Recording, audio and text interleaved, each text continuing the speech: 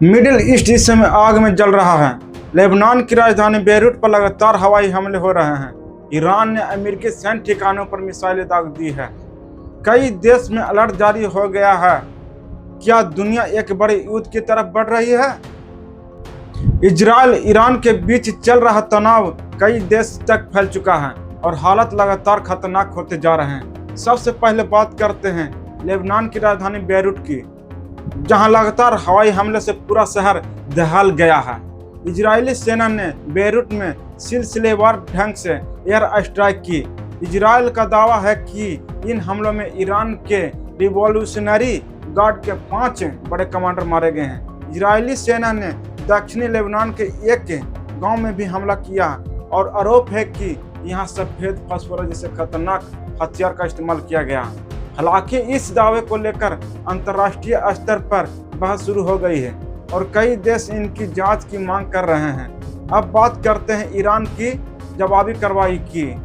Iran ने सोमवार को इजरायल और मध्य पूर्व में मौजूद अमेरिकी सैन्य ठिकाने को निशाना बनाते हुए और ड्रोन हमले किए।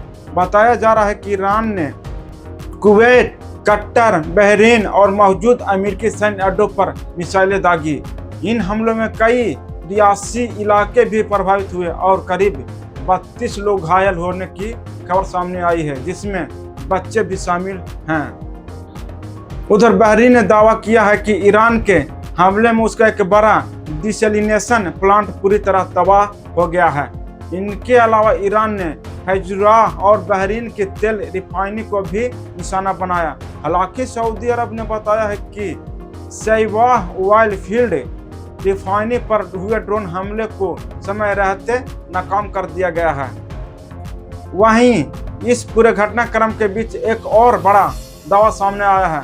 टर्की ने कहा है कि इनके इलाके की तरफ से आ रही एक बैलिस्टिक मिसाइल को नाटो की मदद से हवा में ही रोक दिया गया। टर्की के रक्षा मंत्रालय का कहना है कि यह दूसरी मिसाइल थी जिसे सफलतापूर्वक रोका गया। यानी साफ है कि संघर्ष अब सिर्फ 2 देशों के बीच नहीं रहा, इसका असर पूरे मिडिल ईस्ट और अंतर्राष्ट्रीय राजनीति पर पड़ रहा है।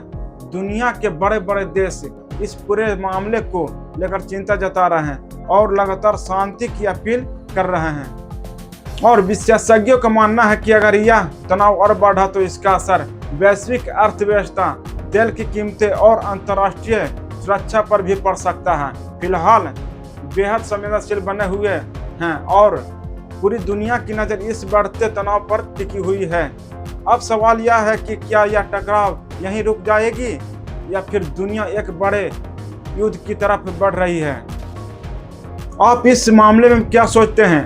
कमेंट करके अपनी राय जरूर बताइए। मैं हूं अनिल प्रताप चौधरी। मिलते हैं अगली बड़ी खबर के साथ। जय हिंद।